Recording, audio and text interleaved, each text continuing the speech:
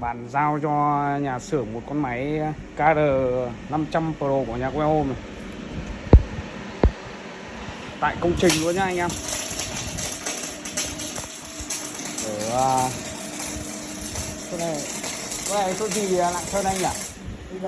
Đình Lập Lạng Sơn. Theo máy vẫn đầy đủ phụ kiện anh em nhé. Đầu cắp dài 10 m này. Súng hàn kèm mắt, đầu vũ khí đầy đủ nhá. Vâng, anh em nào quan tâm đến máy hàn chất lượng bên em để lại số điện thoại bên em tư vấn nhá. Xin chào tất cả anh em.